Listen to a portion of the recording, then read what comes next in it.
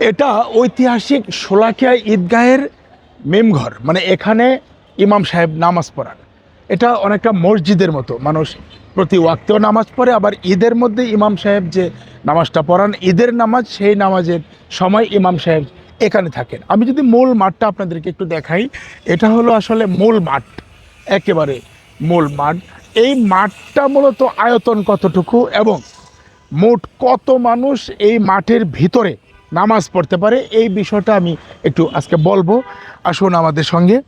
এবং পাশাপাশি মোট কতটি সারি, মানে কত কাতার মানুষ এখানে নামাজ পড়েন, কত কাতারের ব্যবস্থা আছে সেটাও বলবো। একেবারে সর্বশেষ যদি আমরা যাই, এই মাঠের সর্বশেষ যদি যাই, তাহলে যে নাম্বারিং করা আছে 1 2 3 4, প্রতিটা কাতারের মাঠে যেরকম দাগ কাটা আছে, ঠিক এরকম প্রতিটা সারির পাশের ওয়ালে নাম্বারিং করা আছে। সর্বশেষ যে নাম্বারিংটা করা সেটা হলো 206। তার মানে আমরা 206টি কাতারে নামাজ পড়েন মুসল্লিরা, সেটা আমরা জানতে পারি। মোট 206টি। এবং এইভাবে প্রতি কাতারে কতজন মানুষ ধরে, এটা আসলে মানে অনুমান নির্ভর বলা যায় না, তবে আমরা যতটুকু জেনেছি, এইভাবে আপনার ধরেন 1 2 3 4, এইভাবে হাঁটতে হাঁটতে, মানে প্রতি কদম যদি আমরা হাঁটি প্রতি কাতার, তাহলে এই ওয়াল থেকে এই ওয়াল পর্যন্ত আপনার 150টা কদম দেওয়া যায়। 1 2 3 4, এরকম 50টি কদম দেওয়া যায়। তার মানে 206টি কাতার, প্রতি কাতারে 150 কদম। এখন এই 150 কদমে কতজন মানুষ নামাজ পড়তে পারেন, এটা আপনারা ভেবে নেবেন। আমার আসলে এই বিষয়ে খুব একটা আইডিয়া নেই।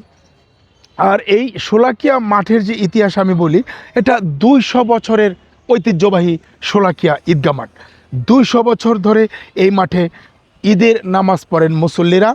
আমি কথা বলেছি, এখানে একেবারে দাদা নামাজ পড়তেন, বাবা নামাজ পড়েন, এখন তারাও নামাজ পড়েন, এরকম বংশ পরম্পরায় নামাজ পড়েন এই শোলাকিয়া মাঠে মানুষ।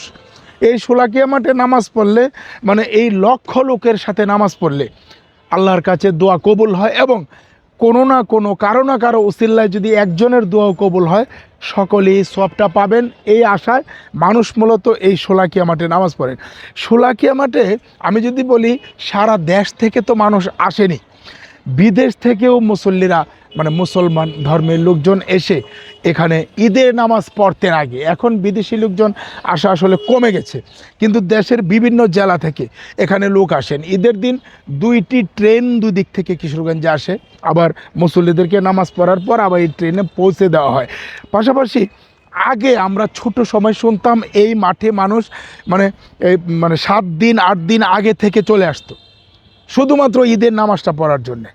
ঈদের নামাজ পড়ে তারা আবার চলে যেত, 7 দিন 8 দিন আগে চলে আসতো, এখানে এসে থাকতো, খাওয়া দাওয়া করতো, রান্না করতো, মানে একেবারে অনেকটা এই যে হজের মতো বা ইজতেমার মতো এখানে আসতো মানুষ। কিন্তু এখন একদিন আগে আসেন, কিন্তু ওই 7-8 দিন আগে আসার যে বিষয়টা, এটা আসলে এখন ধরনটা পাল্টে গেছে। মানুষ এভাবে আসেন না, কারণ যোগাযোগ ব্যবস্থা এখন ভালো, তখন যোগাযোগ ব্যবস্থা খুব খারাপ ছিল, এই জন্য আগে থাকতেই এসে বসে থাকতেন। এই মাঠে আপনি যদি 2 দিন আগেও আসেন, আপনার থাকা, খাওয়া, সেহরি, ইফতার, যদি রোজারিদের নামাজ পড়তে আসেন, সকল ব্যবস্থা কিন্তু প্রশাসন করে, জেলা প্রশাসক আসলে সকল ব্যবস্থা করেন। এই যে মুসল্লিরা যারা আসেন দূর দূরান্ত থেকে, আপনার অজু করার ব্যবস্থা, থাকার ব্যবস্থা, খাওয়ার ব্যবস্থা, সকল ব্যবস্থাই আছে এই মাঠে। আসলে এই যে একটা বড় গাছ দেখতে পাচ্ছেন, এই গাছটার বয়সও 200 বছর, এবং এই 200 বছর ধরে এই গাছটি এই মাঠে সাক্ষী হয়ে দাঁড়িয়ে আছে। পাশাপাশি এই মাঠে নামাজ হয় 200 বছর ধরে। এখানে প্রথম 1.25 লাখ মানুষ অনুমান করা হয়েছিল যে একসাথে নামাজ পড়েছিলেন, এই জন্যে এই মাঠের নাম সোয়ালাখিয়া থেকে এখন শোলাকিয়া।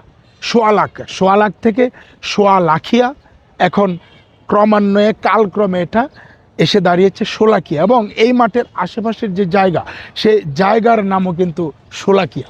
সব মিলিয়ে এই মাঠে যে মুসল্লিরা নামাজ পড়েন, তার দাদা নামাজ পড়তেন, বাবা পড়তেন, তার আগেও তাদের বংশধররা পড়তেন, এখন তারা এই যে বংশ পরম্পরায় নামাজ পড়া এবং এত মানুষের সঙ্গে একসাথে নামাজ পড়লে মানে সোয়াব হবেই, এই আশায় মুসল্লিরা এখানে নামাজ পড়েন। এভাবে হয়তো চলতেই থাকবে এই শোলাকিয়া মাঠে নামাজ পড়া, বংশ পরম্পরায় পরবর্তী প্রজন্মও নামাজ পড়বে। এই ছিল আসলে বংশ পরম্পরায় যারা শোলাকিয়া মাঠে নামাজ পড়েন এবং দূর দূরান্ত থেকে আসেন মুসল্লিরা, তাদের গল্প।